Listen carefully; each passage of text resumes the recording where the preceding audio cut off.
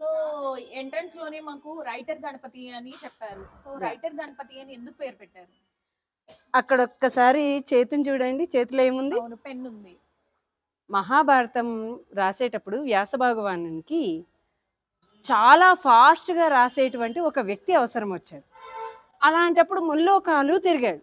తిరిగి తిరిగి తిరిగి తిరిగి ఒకసారి కైలాసానికి వస్తే అలా శివుణ్ణి అడిగాడు అనమాట.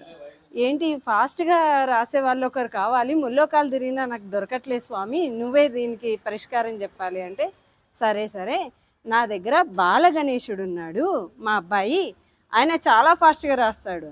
బాలగణేశుడా, చిన్న బాబు కదా, ఎలా రాస్తాడు అంటే, ఆయన యొక్క నాలెడ్జ్ టాలెంట్ మీకు తెలియదు, ఒక్కసారి మీరు చూడండి అనేసి అంటే అప్పుడు శివుని మాట మీద నమ్మకంతో వ్యాస మహర్షి తీసుకొని వెళ్తారు.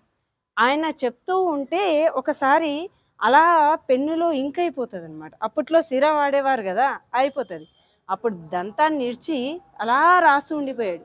మనము గణేశాన్ని ఎందుకు నిమజ్జనం చేస్తాం తెలుసా? సో ఇలా రాస్తూ రాస్తూ రాస్తూ మనం కూడా ఎక్కువ వర్క్ చేస్తే ఏమవుతుంది, బాడీ టెంపరేచర్ పెరిగిపోతుంది కదా. గణేశాకు కూడా అలా టెంపరేచర్ పెరిగిపోయింది.